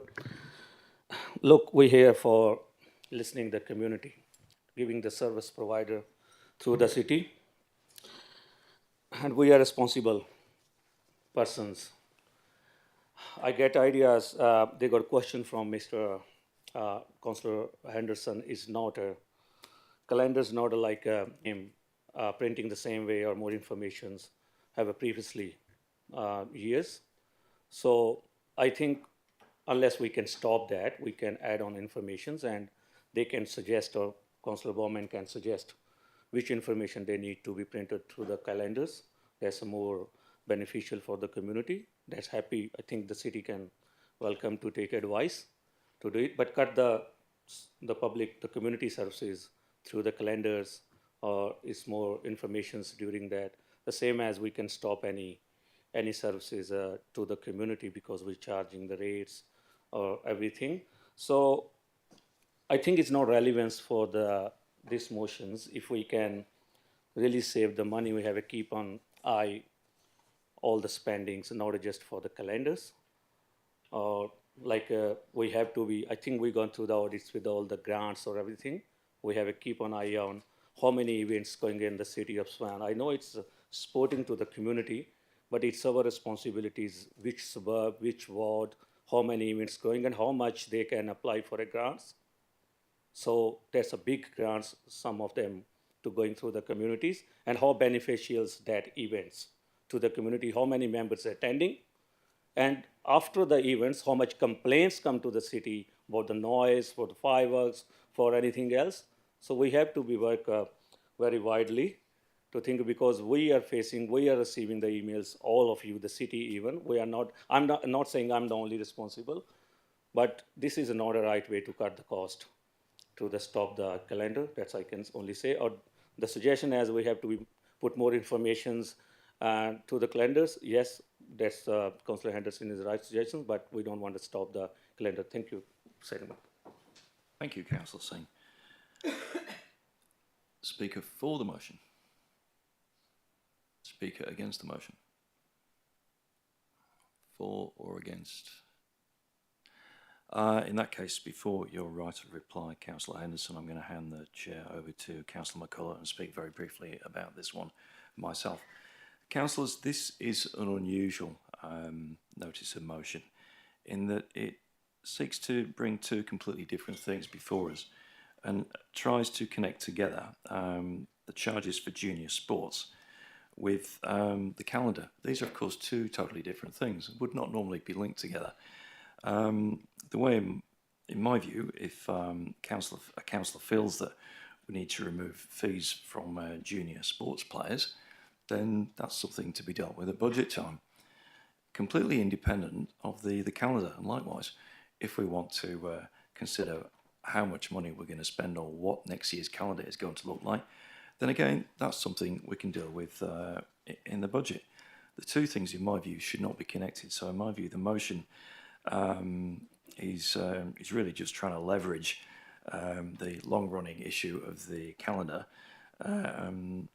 versus the junior player sports fees. Of course, everybody wants to see junior sports players free of fees, and I'm sure we'd all like to see a slightly cheaper calendar.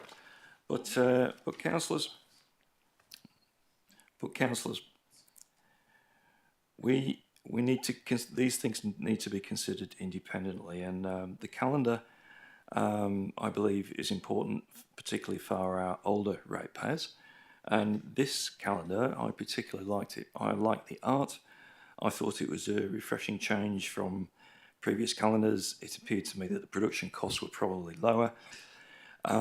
What I would take on board is some of the commentary from Councillor Henderson, that I'd like to see more information about what the city does in there.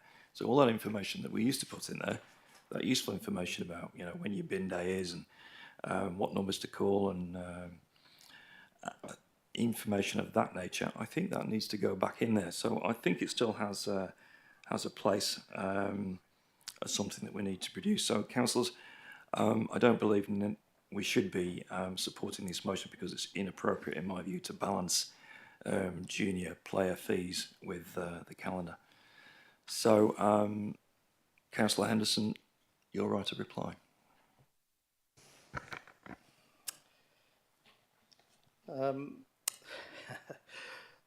Deputy Mayor, I actually do agree in part with what you're saying about the linking and what Councillor Bowman has done here. However, it's given us an opportunity to actually debate this. And one of the things that I'd like to talk about is that in the past we've had really nice photographs of areas around Swan. We've had issues with food in them. We've had all kinds of approaches on how it's presented. We talked about fireys and more food and art in the form of ballet, and of course vintage cars and such things that of course we have in the Whiteman Park Museum. So the point is that this year we went way off track with that, and we spent $30,000 on art that the city would have in its gallery as part of this, and I think that in itself was problematic because we should have been more diverse. And if you look at Facebook, there's been a lot of positive things said about Facebook, but I tell you what, there was a lot of negative things said as well. And I saw both sides, and that was unfortunate. No, you can't. I think you can make a point of order at any time. So, Councillor Henderson, please sit down, and Councillor Catalano. It's the same point of order that What is you your raised point of actually order? against Councillor Howlett, and that is that none of this was raised in debate. So you're bringing in new material in. Actually, I refute that. Just about everything was raised in debate, Mr.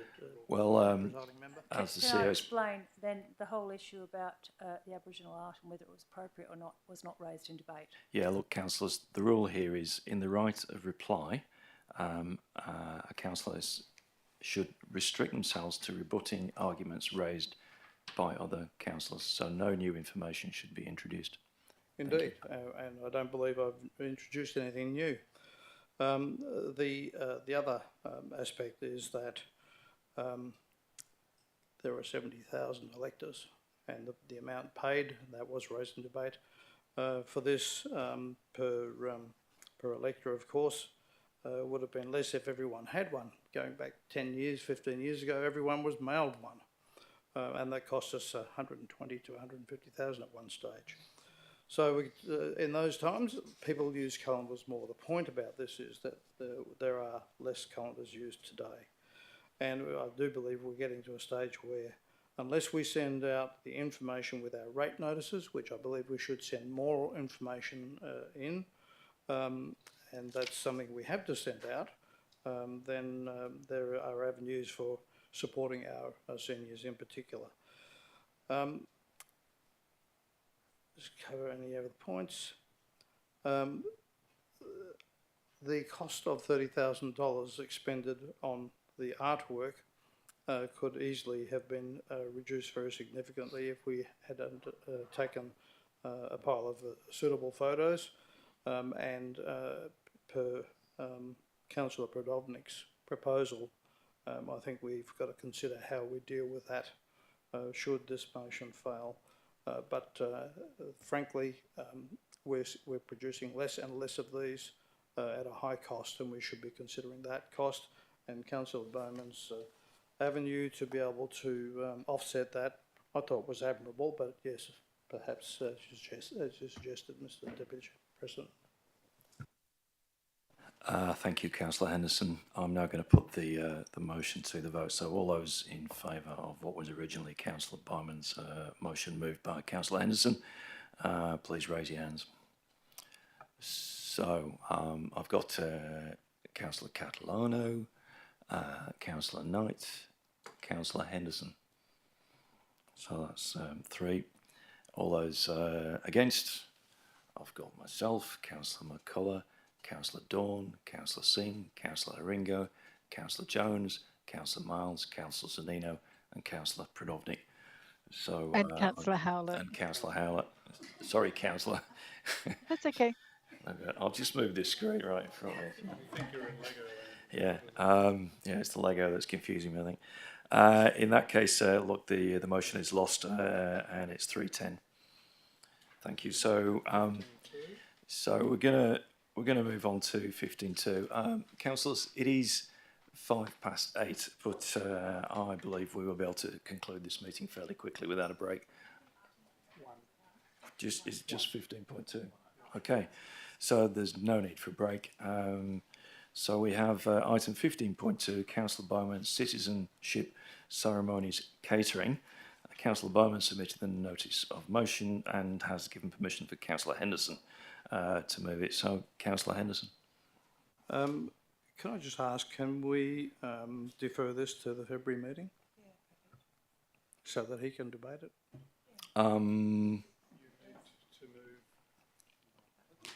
Have we ever deferred a councillor's notice of motion? Through the chair? Yes, go ahead. Through the chair, the only way to defer it is to do a procedural motion. So if you move to procedural motion under clause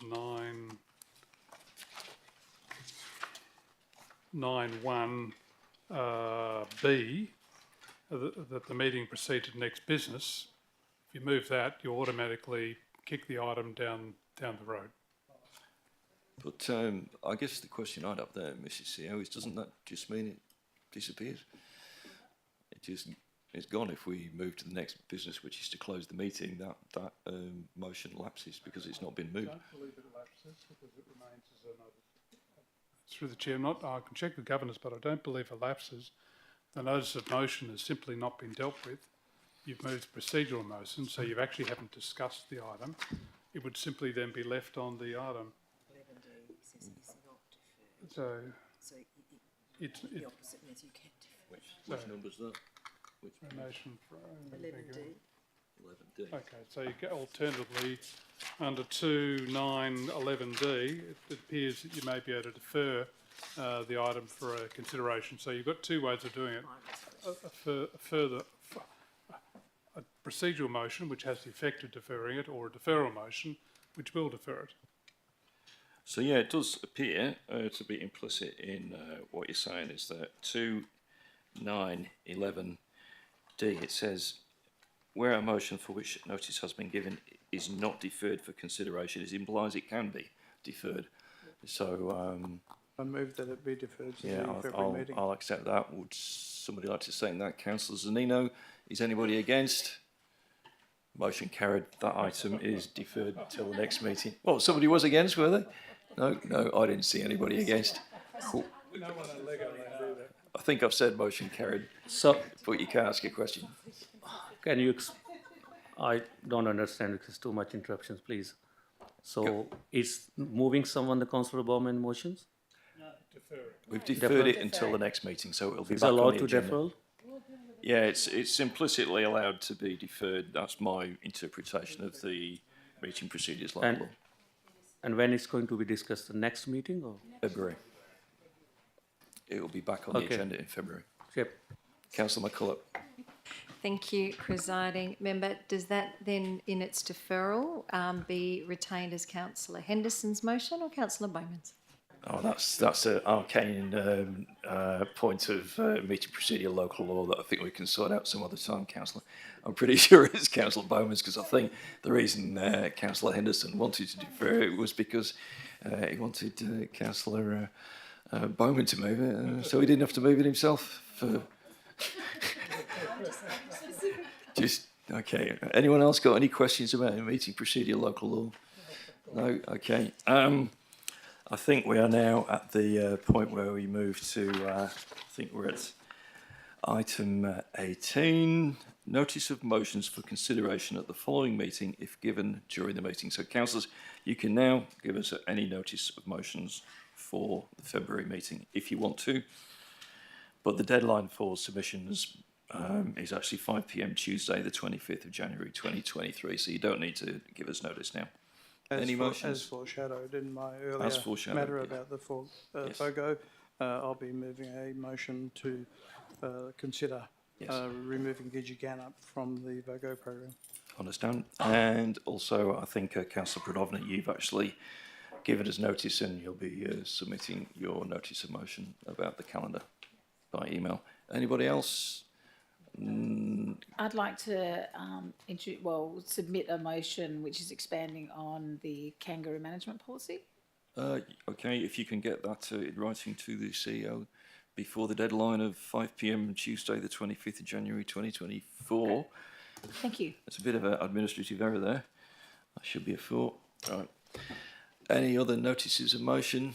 No. Okay. In which case, we now move on to closure of the meeting. I declare the meeting over at 8:10. Thank you, councillors. Merry Christmas.